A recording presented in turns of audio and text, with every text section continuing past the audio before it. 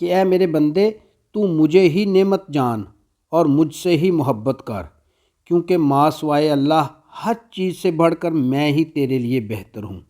ایک عبادت وہ ہے جو قرب الہی کے باعث براہ راست قبول ہوتی ہے، اور دوسری عبادت وہ ہے جو فرشتہ کے ذریعے پیغام کی صورت میں بارگاہ خداوندی میں پیش کی جاتی ہے۔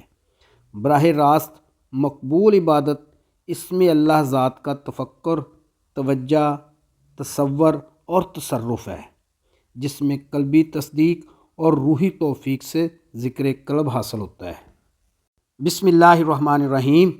السلام علیکم ورحمۃ اللہ وبرکاتہ۔ الصلاۃ والسلام علیک یا سیدی یا رسول اللہ وعلی آلک واصحابک یا سیدی یا حبیب اللہ۔ ناظرین و سامعین، حضرت سلطان باہو رحمۃ اللہ علیہ کی کتاب قرب دیدار کے پارٹ نمبر 6 کے ساتھ حاضر خدمت ہوں۔ حضرت سلطان باہو رحمۃ اللہ علیہ فرماتے ہیں، مرشد توفیق با توفیق بر، مرشد نامرد طالب سیم و زر۔ صاحب توفیق مرشد وہ ہے جو طالب اللہ کو تصور اسم اللہ ذات کی توفیق عطا فرما کر اللہ تعالیٰ کی ذات تک پہنچائے، ورنہ اسم اللہ ذات کی توفیق کے بغیر نامرد یعنی ناقص مرشد تو محض سیم و زر کے طالب ہوتے ہیں۔ حضرت سلطان باہو رحمۃ اللہ علیہ فرماتے ہیں، مرشد ناظر برد حاضر رسول صلی اللہ علیہ وآلہ وسلم، معرفت توحید باید حق وصول۔ اور ناظر یعنی اسم اللہ ذات کی توفیق والا مرشد طالب اللہ کو حضور نبی کریم صلی اللہ علیہ وآلہ وسلم کی حضوری میں بھی پہنچا دیتا ہے، اور اسے معرفت الہی توحید اور وصال حق کا شرف بھی عطا کر دیتا ہے۔ واضح ہو کہ طالب کے باشعور ہونے کی علامت یہ ہے کہ وہ تصور اسم اللہ ذات کے ذریعے خدا اور رسول خدا صلی اللہ علیہ وآلہ وسلم کا صاحب حضور ہو۔ اے جان عزیز، غور سے سن، راہ باطن معرفت الہی توحید الہی کا حاصل کرنا، ما اللہ تک پہنچنا، مراتب فنا فی اللہ، فنا فی محمد الرسول اللہ اور فنا فی الشیخ کا پانا اور عارف با اللہ ہونا بہت محال ہے، کیونکہ ہر ایک مراتب میں طرح طرح کے ذکر، مشاہدات و احوال ہیں۔ اور اگر کوئی شخص یہ کہتا ہے کہ اس زمانہ میں کوئی ولی اللہ ارشاد دست بیعت اور تلقین کے لائق نہیں ہے، تو اس کا کہنا شیطانی ہیلا ہے اور نفس کا فتنہ اور مکر و فریب ہے، کیونکہ ایسے متکبر اور نفسانی خواہشات والے لوگ انسان کو معرفت خداوندی سے روکتے ہیں اور مجلس محمدی صلی اللہ علیہ وآلہ وسلم سے محروم کر دیتے ہیں۔ اس قسم کے لوگ جاسوس، راہزن، ڈاکہ زن، غیبت گو، عیب جو ہوتے ہیں، اگرچہ ظاہر میں عالم ہی ہوں، باطن میں بڑے جاہل ہوتے ہیں۔ نبی کریم صلی اللہ علیہ وآلہ وسلم نے فرمایا ہے، اتقوا من العالم الجاہل، قیل یا رسول اللہ من العالم الجاہل، قال عالم اللسان و جاہل القلب۔ آپ صلی اللہ علیہ وآلہ وسلم نے فرمایا، جاہل عالم سے ہر حال میں بچو۔ صحابہ کرام رضی اللہ تعالیٰ عنہم نے عرض کیا، یا رسول اللہ صلی اللہ علیہ وآلہ وسلم، وہ کون شخص ہے کہ جو عالم ہونے کے باوجود جاہل ہے؟ حضور نبی کریم صلی اللہ علیہ وآلہ وسلم نے ارشاد فرمایا، وہ شخص جو زبان کا تو عالم ہے، یعنی ظاہری علم تو اسے حاصل ہے، لیکن قلب کا جاہل ہے۔ مراد علم باطن یعنی تصور اسم اللہ ذات کی خبر نہیں رکھتا۔ فقیر عارف باللہ کے عیب و گناہ پر نظر نہ کر، بلکہ اسے تصور اسم اللہ ذات سے حاصل ہونے والے قرب الہی، اس کے باطن اور راہ معرفت الہی کو مد نظر رکھ، جیسا کہ حضرت خضر علیہ السلام نے کشتی کو توڑ دیا، شکستہ دیوار کو گرا کر تعمیر کر دیا اور بچے کو قتل کر دیا۔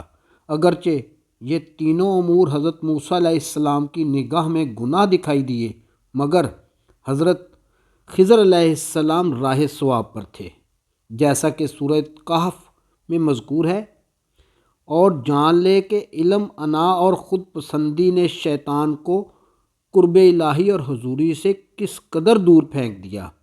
چنانچہ شیطان نے سرزنش کا خطاب پایا۔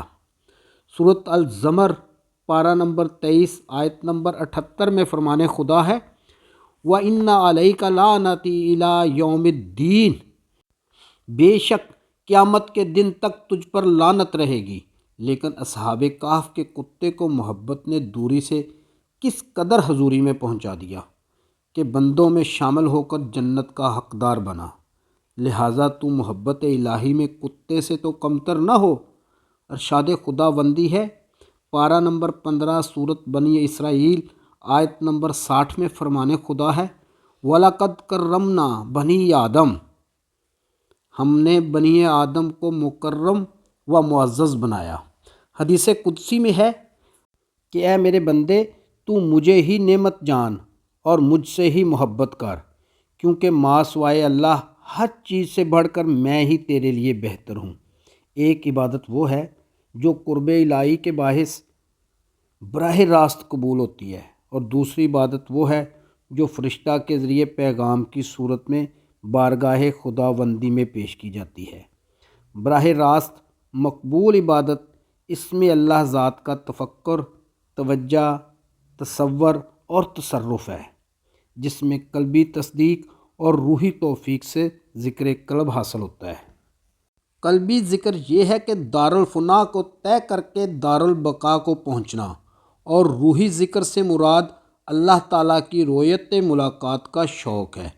پس معلوم ہوا کہ اگر کامل فقیر سو جائے تو خواب میں بھی اللہ تعالیٰ کی معرفت اور نور ذات کے مشاہدہ میں بے حجاب مستغرق رہتا ہے، اور اگر فقیر کامل بیدار رہے تو چونکہ وہ عین العیانی صاحب نفس، فنا اور اہل روح بقا ہوتا ہے، لہٰذا وہ بیداری میں بھی ہمیشہ مشرف دیدار رہتا ہے اور ہمیشہ دیدار پروردگار کی طرف متوجہ رہتا ہے۔ جس وقت کلمہ طیب لا الہ الا اللہ محمد الرسول اللہ صلی اللہ علیہ وآلہ وسلم پڑھتا ہے یا نص حدیث اور آیات قرآنی کی تلاوت کرتا ہے تو اس وقت بھی مشاہدہ ذات اور دیدار حضور میں باشعور ہوتا ہے، اگرچہ وہ دیدار پروردگار سے مشرف ہو کر مراتب دیدار جان لیتا ہے، تاہم دیدار کی مثال نہیں دے سکتا، اور فقیر کامل کے اسی مرتبہ کو توحید مطلق بھی کہتے ہیں۔ چنانچہ حضرت آدم علیہ السلام کی اولاد اور حضرت محمد رسول اللہ صلی اللہ علیہ وآلہ وسلم کی امت میں کامل فقیر ہی صاحب شرف و عزت اور شرف البشر انسان ہے، جس کے متعلق اللہ تعالیٰ کا فرمان عالی شان ہے، پارہ نمبر 15 سورہ بنی اسرائیل آیت نمبر 60 میں اللہ تعالیٰ کی ذات ارشاد فرماتی ہے، وَلَقَدْ كَرَّمْنَا بَنِي آدم، ہم نے بنی آدم کو معزز بنایا، اور کامل فقیر کو ہی تلاوت کی برکت سے قرب قرآنی اور ذکر رحمانی حاصل ہوتا ہے۔ واضح ہو کہ کلمہ طیب لا الہ الا اللہ محمد الرسول اللہ صلی اللہ علیہ وآلہ وسلم کے 24 حروف ہیں، اور دن رات کے 24 گھنٹے ہیں، اور دن رات میں انسان 24,000 مرتبہ سانس لیتا ہے، اور عارف اللہ اہل قرب صاحب تصور اسم اللہ ذات کے دل پر 24,000 سانسوں میں ہر ایک سانس کے ساتھ اللہ تعالیٰ کے دیدار سے قرب الانوار کا خاصہ خلاصہ یعنی نور ذات نازل ہوتا ہے۔ یہ صاحب تصور اسم اللہ ذات، صاحب تفکر اسم اللہ ذات فقیر کے مراتب ہیں، جو معرفت الہی میں مقرب عالم و فاضل صاحب فیض و فضل ہے۔ اگرچہ ایسا نور دوزخ کی آگ سے بھی زیادہ سخت ہوتا ہے، سر سے پاؤں تک ساتوں اعضاء اور تمام جسم، قلب و قالب کو اس طرح جلاتا ہے جیسے آگ خشک لکڑی کو جلاتی ہے۔ اگر صاحب تصور فقیر اس وقت نور ذات کی جلالیت و جذب سے قہر و غضب کی نظر سے دیکھے تو چاند سے مچھلی یعنی آسمان سے زمین تک اور قاف سے کاف تک بلکہ دونوں جہانوں کو توحید اور قدرت الہی کی آگ کی تجلی سے جلا کر خاکستر کر دے۔ ہر چیز بود سے نابود، خاک و خاکستر ہو جائے، مگر اس بار برادر یعنی اس قدر وزنی بوجھ اٹھانے والے وسیع حوصلہ وجود پر صد آفرین ہے کہ توحید یعنی تصور اسم اللہ ذات کی گرمی اور آتش کو برداشت کرتا ہے اور خلقت کو ذرا نہیں ستاتا۔ آیت کریمہ کے مطابق اسم اللہ ذات دونوں جہان سے زیادہ بھاری ہے۔ پارہ نمبر 22 سورۃ سبا آیت نمبر 72 میں فرمان خدا ہے، بے شک ہم نے اپنی امانت اسم اللہ ذات آسمانوں، زمین اور پہاڑوں کو پیش کی تو انہوں نے اس کے اٹھانے سے انکار کیا اور اس سے عجز ظاہر کیا، لیکن انسان کامل فقیر نے اسے اٹھا لیا۔ بے شک وہ نفس کے لیے ظالم اور جاہل تھا۔